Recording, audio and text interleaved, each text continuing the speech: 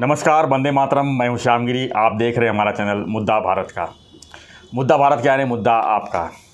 आज हम अपने मुद्दे में चर्चा करेंगे महाराष्ट्र की सियासत में। एकनाथ शिंदे जी मुख्यमंत्री और देवेंद्र फडणवीस उप मुख्यमंत्री, इनकी भी परेशानियां आगे बढ़ सकती है, परेशानियां या मुश्किल में आ सकते हैं। क्यों आ सकते हैं, कैसे आ सकते हैं, इसी पर हम चर्चा करेंगे हमारे सहयोगी अनिल थत्ते जी से। थत्ते जी, क्या लगता है कि जिस तरह से इतनी आसानी से इन्होंने सरकार बना लिया है, चाहे बगावत कहो, चाहे अपने हक की लड़ाई कहो, चाहे शिवसेना को बचाने की कहो, तो क्या लग रहा है कि आगे इनकी संकट अभी ख़त्म हो गई कि संकट अभी आने वाला है या हो सकता है? सर, आपने एक ऐसा सवाल पूछा है कि जो असल में आज की प्राथमिकता सभी चैनलों की होनी चाहिए जी। सब लोग ऐसा समझ के चल रहे हैं कि सब स्मूथली जैसे है वैसा ही चलता रहेगा, मगर कुछ चीज़ें ऐसे, जैसे सर कल बादल और बिजली का एक पैमाना हमने देखा। सर दोपहर 2 बजे तक मैं मेरे ऊंचे पेंट हाउस में रहता हूँ। 5 बजे तक सर, 5 बजे तक सब कुछ नॉर्मल। तो मैं देख रहा था सब नॉर्मल था, और 15 मिनट के अंदर ऐसे बादल छा गए, गड़गड़ाहट शुरू हो गया, बिजलियां गिरने शुरू हो गई। सर आधा घंटे के बाद तो ऐसा लगा ढक टूट के मतलब गिर रहा है, बादल फट गया, बाढ़ जैसी हालत, बादल फट गया, सब जगह पानी पानी पानी। सर ऐसा बादल का कहर सरकार पर भी आ सकता है जिसकी हम कल्पना नहीं कर सकते। और वो जो बादल फटेगा सर, वो बम्बई में नहीं फटेगा, दिल्ली में फटेगा। क्या बात सर, कैसे थोड़ा स्पष्ट बोलते हुए मुझे एक डर हमेशा सताता रहता है कि कोर्ट की अवमानना न मुझसे हो जाए, तो हम कोर्ट को भी, सुप्रीम हाई कोर्ट सबको पहले ही निवेदन करना चाहते हैं कि भाई हमें छोटा बच्चा जानकर हमको माफ़ कर देना, माफ़ कर देना। क्योंकि पेचीदा कायदे जो है इनके जी, उनकी इतनी जानकारी हमें नहीं है, या उसका आचार संहिता हमको मालूम नहीं है, या मालूम होते हुए भी हम प्रकट करना चाहते हैं हमारा जो इन्फॉर्मेशन है। सर हम कोई अंदाज, तर्क या भविष्यवाणी नहीं कर रहे हैं। मैं तो आप जानते हैं कि कई लोगों से मिलना ही मेरा ये है। एक बार शाम के 5 बज गए, सुबह 9 बजे से जो शूटिंग होता है वो 5 बजे तक चलता रहता है, एक के बाद एक के बाद एक। मगर 5 बजे मैं घर से निकलता हूँ तो ऐसे लोगों के पास जाता हूँ कि जो थिंक टैंक भी है और इंफॉर्मेशन डाटा बैंक भी है। जी, राजनीति के पर्दे के पीछे घूमते रहते हैं थत्ते जी। इंफॉर्मेशन डाटा बैंक भी है और थिंक टैंक भी है, तो उनके से बहुत जानकारी मिलती है। सर कल तक ये सब्जेक्ट आज हमने डिस्कस किया, इसके पहले चर्चा करते हैं हम लोग एक आधा पौना घंटा उसमें, तो मैंने आपको बोला कि ये आज का सवाल हो सकता है। सर कल तक मुझे जो जानकारी मिल रही थी वो इस प्रकार की थी कि मोदी और शाह ने शिंदे और फडणवीस को ये कह दिया है कि आप सरकार चलाओ, आप सुशासन और प्रशासन दे दो, आप अपनी जो बंदे हैं उनको संभाल के रखो, सरकार चलाओ जी, आप दिल्ली की चिंता मत करो।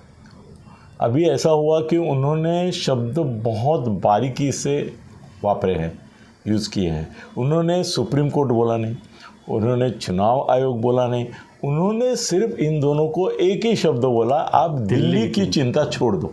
अब वो दोनों, अगर मैं अभी कोर्ट भी करता हूँ और कल सुप्रीम कोर्ट में ये मैटर कोई उठाता है कि भाई किसी फलाने यूट्यूब चैनल में ऐसा बताया गया कि शिंदे और फडणवीस को मोदी और शाह ने बताया कि दिल्ली की चिंता मत करो, तो सुप्रीम कोर्ट उनको ऑब्जेक्शन नहीं ले सकेगा कि भाई दिल्ली की चिंता मतलब क्या, कि मतलब कहीं निकल सकते हैं। दिल्ली के मतलब मेरी और शाह जी की चिंता मत करो, दिल्ली मतलब हमारा केंद्र सरकार तुमको कितना निधि देगा, कितना क्या करेगा, उसकी चिंता मत करो। दिल्ली मतलब दिल्ली और राज्य का एक संघर्ष रहता है हमेशा, उसकी चिंता मत करो। मगर एक अंदरूनी मामला ऐसा है कि दिल्ली की चिंता मत करो, इसका और एक मतलब अगर कोई निकालना चाहे तो ये भी हो सकता है कि सुप्रीम कोर्ट की और चुनाव आयोग की चिंता मत करो। हो सकता है, बिल्कुल हो सकता है। निकालने वाला निकाल सकता है, और वो बोल भी सकता है कि आपने ऐसे शब्द यूज़ किए कि जिसका अर्थ, जिसको अर्थ लगाना है वो अर्थ लगाए, जिसको अनर्थ ढूंढना है वो अनर्थ भी ढूंढ लेगा। और मैं देख रहा हूँ शिंदे साहब, फडणवीस साहब और बहुत सारे मंत्री भी वो ये पकड़ के चले हैं कि दिल्ली की चिंता नहीं, इसका मतलब सुप्रीम कोर्ट और चुनाव आयोग की चिंता नहीं, समझ के ऐसा ही चल रहे हैं। उनमें जो एक बिंदासपना दिख रहा है अपने को ना, कि उनको चिंता ही नहीं लग रही है। ये उद्धव जी बार बार बोल रहे हैं की लोकशाहीचा विजय होईल, न्याय आम्हालाच मिळेल, मतलब वो अपनी व्याख्या करते हैं। हमको जो निर्णय चाहिए वो मिला तो न्याय, हमको जो नहीं चाहिए वो डिसिजन आया तो अन्याय। सुप्रीम कोर्टाने निराशा केली महाराष्ट्रातल्या 12 कोटी लोकांची, शीर्षक तयार है इसका सामना का अगर खिलाफ गया। सुप्रीम कोर्ट ने भी अन्याय किया, ऐसा भी बोले, अन्याय किया नहीं बोलेंगे, न्याय नहीं मिला। नहीं तो वो रिजर्वेशन का मामला हुआ ना, जब सुप्रीम कोर्ट का डिसीजन आया तो इनमें से किसी में दम नहीं था कि सुप्रीम कोर्ट को क्रिटिसाइज है। वो क्या बोल रहे थे ना अजित दादा से सब लोग, अनाकलनीय कारणांमुळे हे कसं घडलं हे आम्हाला कळत नाही। अभी अनाकलनीय कारण बोलने का कारण क्या है? अनाकलनीय मतलब जिसका कोई हम ये नहीं कर सकते, तर्कसंगत कोई विधान उसका लगा, सुसंगत लगा नहीं सकते, विसंगत दिखता है, उसको इन्होंने एक पलायनवादी शब्द ढूंढा कि अनाकलनीय असा कोर्टाचा निर्णय, मतलब ये निर्णय गलत है मगर हमें इतना दम नहीं है कि हम गलत बोले, तो हम बोले अनाकलनीय, मतलब हमारे समझ के बाहर। तो ये शब्द ये यूज़ करेंगे कि हमारे समझ के बाहर है कोर्ट का निर्णय, सुप्रीम कोर्ट का या चुनाव आयोग का, अगर वो फ्रीज कर देता है तो। मगर सर, जैसे रामन्ना जाने से पहले शिंदे फडणवीस से लेके मोदी शाह से लेके सबके मन में एक आशंका थी कि कहीं ये सदगृहस्थ, कभी कभी क्या होता है ना, आदमी को ना जाते जाते इतिहास में अमर होने का ध्यास लगता है, बोलता है जाते जाते ऐसा कुछ कर जाऊं कि इतिहास के पन्ने में मेरा नाम लिखा जाएगा, लोग सालों साल याद रखें। हाँ, सालों साल याद रखेंगे। तो वो ऐसा करते हैं कि उनके दिल को, सत्सद विवेक बुद्धि को, कॉन्शियस को, वो मालूम है उनको कि वो गलत करने जा रहे हैं, मगर फिर भी बोलते हैं मैंने निर्णय दिया तो क्या बाद में घटना पीठ में जाएंगे, पूर्ण पीठ में जाएंगे, करेंगे, मगर मैं तो अमर हो जाऊंगा। और राम शास्त्री, अभी एक राम शास्त्री ने एक निर्णय दिया था पेशवाई में, वो राम शास्त्री बोले ना तो उसका अहंकार फूल जाता है। किसी भी न्यायाधीश को सत्कार समारोह में है ना, तो वकील जो रहते हैं वो बोलते हैं राम शास्त्री बाण्याचे हे न्यायाधीश है, मतलब वो भी ऐसा एकदम सबको और देखते हैं राम शास्त्री मैं ही हूँ। अभी उनका शास्त्र और शास्त्रीपन, उसके अलग अलग अर्थ वकीलों को बिल्कुल मालूम रहते हैं। नहीं तो ऐसा नहीं होता कि ये वकील है और ये न्यायाधीश है तो सब का इसका निर्णय ये होगा, ऐसे समीकरण देखते हैं ना हम लोग, वो नहीं होते। मगर ठीक है, वो हम ज़्यादा चर्चा नहीं करेंगे, मगर ऐसा कुछ रामायण करेंगे ऐसा आशंका थी, वो गए, वो तो नहीं हुआ कुछ। अभी उदय ललित आए हैं, उदय ललित मराठी हैं, मगर वो ऐसा होता है सर, महाराष्ट्र के जब सर न्यायाधीश होते हैं, बोबड़े भी थे इसके पहले सर कुछ 4 हो गए बोलते हैं सर। महाराष्ट्र का मुद्दा जब आता है ना तो उनको संकोच होता है, उनको ऐसा लगता है कि भाई महाराष्ट्र में मैं मतलब समझो कर्नाटक और महाराष्ट्र का संबंध है, उनको लगता है कि कर्नाटक के खिलाफ मैं गया तो कर्नाटक वाले बोलेंगे हाँ मराठी है ना, इसके लिए मैं गया। अभी महाराष्ट्र के खिलाफ दिया तो बोलेंगे देखो मराठी होते हुए हमारा दिया, तो वो क्या करते हैं ना दूसरी तरफ ट्रांसफ़र करते हैं, ढकेल देते हैं, यार मैं जब तक हूँ नहीं होगा। अभी इनके 72 दिन में से तो 8 दिन 15 दिन गए भी, कौन, उदय ललित के, तो 72 दिन ही है, वो ज़्यादा नहीं है, तो उनके अभी 60-65 दिन अभी 2-2.5 महीने। हाँ सर, कैसे है ना कि उदय ललित जी भी जो हैं सर न्यायाधीश, वो भी केंद्र सरकार से कोई पंगा लेंगे ऐसा दिखता नहीं है। वो भी ये सोचेंगे मेरे ही 70 दिन में करना है, ऐसा थोड़ा है। और पहले 70 दिन गए तब क्या आपने कुछ किया, किसी को दोष दिया तो मेरे को क्यों, भाई घटनापीठ के पास सौंप दिया है मैंने, अभी चलेगा। घटनापीठ 10 मुद्दों पे चर्चा करने वाला है सर, और एक एक मुद्दा ऐसा है कि जिसके ऊपर सालों साल चल सकता है, तारीख पे तारीख, तो 2-2.5 साल। मगर सर में हर चीज़ में एक अगर होती है और एक मगर होती है, एक मगरमच्छ होता है सर। ऐसा है कि ये जो घटनापीठ है अभी जो बना है, 5 लोगों का बना है सर, मैंने कुतूहल के तौर पे उनके सबकी हिस्ट्री और उन्होंने जजमेंट्स जो दिए हैं उसके बारे में, मेरे एक वकील मित्र है, उनकी परमिशन नहीं है, नहीं तो उनका नाम भी मैं लेता, बड़े तगड़ा विद्वान वकील है वो। उन्होंने बोला कि ये 5 में से 3 का इतिहास अब देखो, अगर मेजॉरिटी से होता है निर्णय, हर बार उनको कंपलसरी नहीं है कि सब मिलके एक ही निर्णय दे, अपना डिफरेंस ऑफ ओपिनियन वो देते हैं। 3 विरुद्ध 2 मतांनी न्यायाधीशांचा निर्णय कई बार हम देखते हैं। सर इसमें अभी लफड़ा ये हुआ है कि रामन्ना साहब तो चले गए, उन्होंने कोई तकलीफ नहीं दी। ये अपने उदय ललित है, वो भी तकलीफ देंगे नहीं ऐसा लगता है, उनका स्वभाव शालीन है बहुत। मगर सर 3 और 2 में 5 में से 3 लोग ऐसे हैं कि जिनकी हिस्ट्री जो है वो जैसे कुछ पेपर है, देखो हमारे गोयंका साहब थे, Ramnath Goenka, paper Indian express, हाँ, वो हमेशा कोई भी सरकार हो, वो बीजेपी सरकार हो तो उनके खिलाफ रहेंगे, इंदिरा सरकार हो तो उनके खिलाफ, वो सरकार के खिलाफ रहेंगे। वो उनका नेचर था और उनका वो मिशन था कि सरकार कोई भी हो, leader of the opposition should be Indian express. तो सर वकीलों में जैसा रहता है वैसा तुम्हारे न्यायाधीशों में, जज में भी एक ऐसा वर्ग रहता है कि उनको ऐसा लगता है कि मेरा बड़प्पन, मेरी महानता सरकार के खिलाफ शड्डू ठोक के खड़े रहने में है, मैं इतिहास में तभी अमर हो जाऊंगा, सरकार के साथ जाने से बदनामी होगी, सरकार के खिलाफ एक भी दे दूंगा। सर शेषन ने क्या किया, पूरे देश का सुधारना के नाम पे सत्यानाशी करके रखा ना।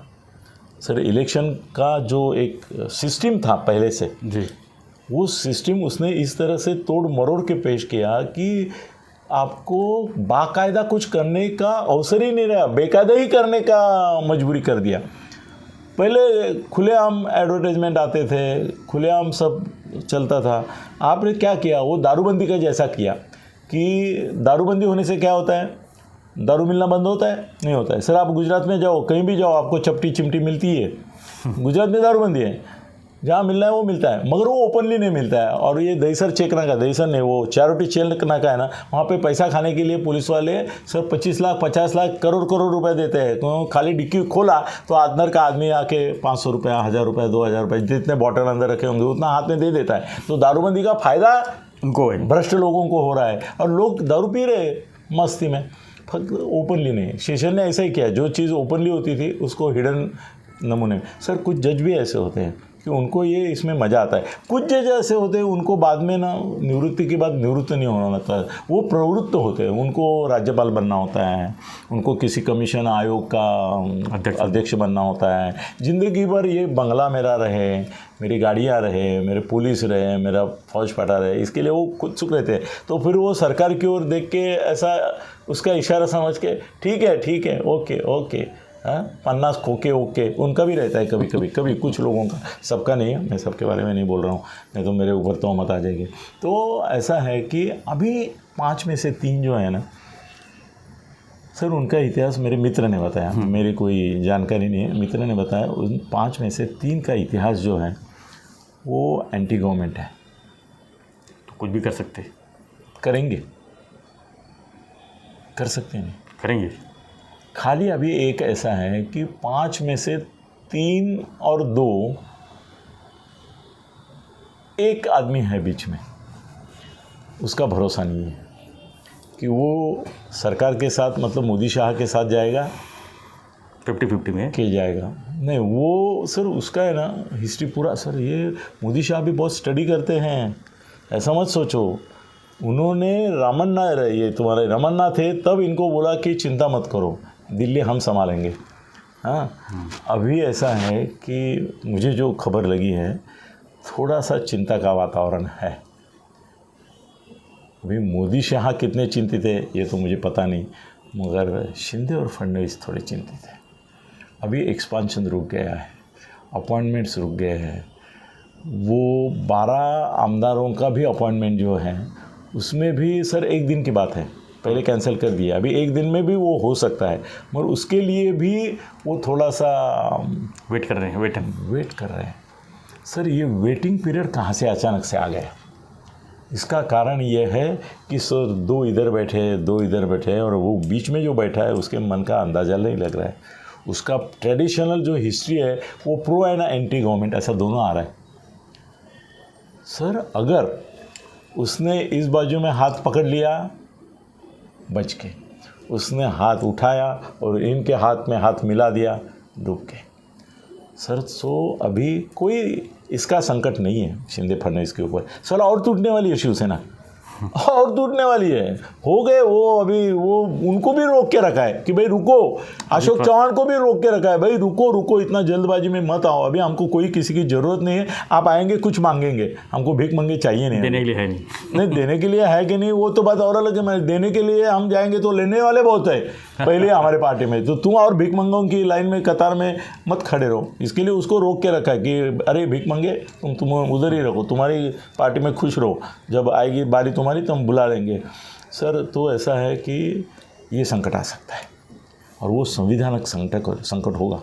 शिंदे फडणवीस को कोई दूसरा धोखा नहीं है, मगर अगर सुप्रीम कोर्ट ने निर्देश दिया कि चुनाव आयोग को वेरिफिकेशन करके चुनाव चिन्ह देना है और तब तक स्टेटस को बना के रखना है। सर सुनो सुनो सुनो, स्टेटस को बना के रखने का मतलब होता है चिन्ह रहता है ठाकरे के पास। ये बड़ी पेचीदा बात है। शिंदे साहब चाहते हैं ये फ्रीज करो, हमको नहीं चाहिए और उनको मत। अगर उन्होंने बताया सुप्रीम कोर्ट ने चुनाव आयोग को कि maintain the status quo, still the things are clear, जैसे तलाश करो। सर चुनाव चिन्ह अगर शिवसेना ठाकरे के पास रह गया, सर इन लोगों के लिए मैं बोलता हूँ बड़ी मुश्किलें सामने स्थानिक स्वराज्य संस्था में आएगी।